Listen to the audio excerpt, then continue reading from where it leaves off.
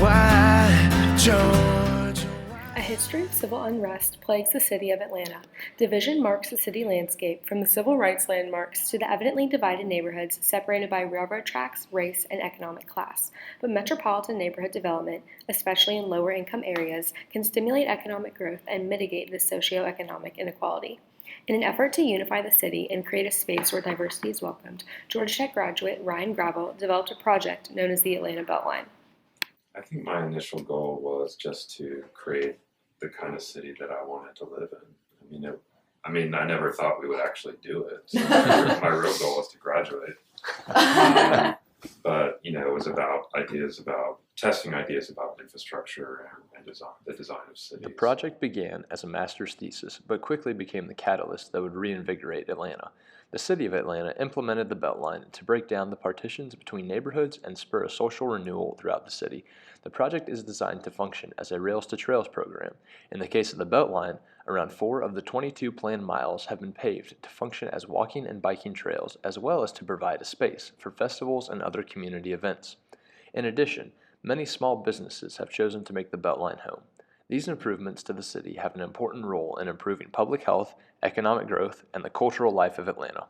Within the city? That's one of the coolest things about the project is how it breaks down those barriers. Literally, the railroads, this loop of railroads was built after the Civil War to expand the industrial base of the city. So it was built out in the country at the time. The city was much smaller.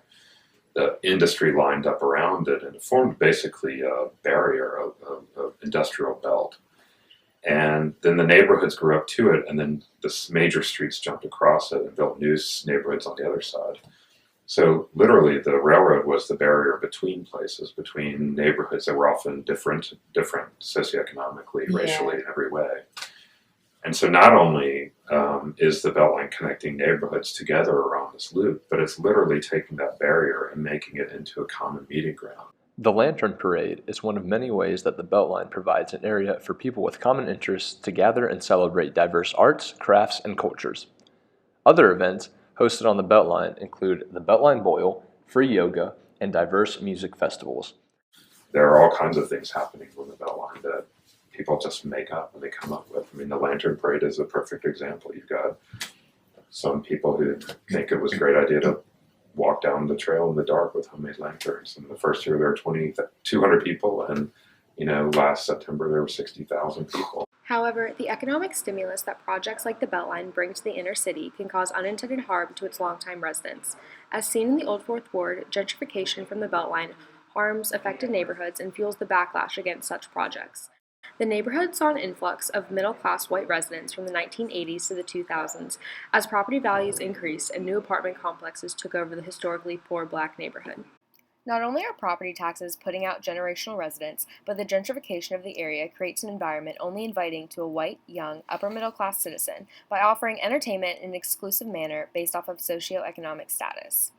Gravel and other proponents of the Beltline hope to prevent rapid gentrification by providing economic investment that will help everyone. Are there negative effects of the Beltline? Not yet. There are certainly some people who have faced displacement.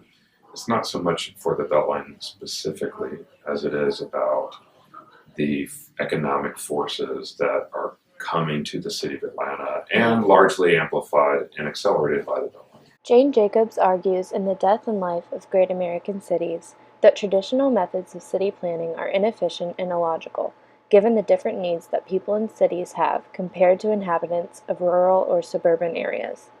She proposes a new school of thought on urban planning that designs infrastructure around both commercial and residential needs, all within the same neighborhood spaces.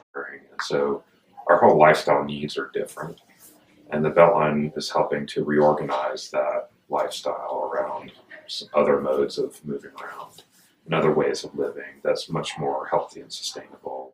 Gravel's Beltline project brings Jacobs' ideas to life, incorporating non-traditional innovations to better the city's functionality. Despite the project's flaws, especially the effects of gentrification on Atlanta's poor, the Beltline improves the city's transportation, health, and sense of community. Because the program is still in its early stages, it is too soon to know what the future of the Beltline will be. But if Gravel's vision comes to light, the Atlanta of tomorrow will be a more walkable, vibrant, and connected community.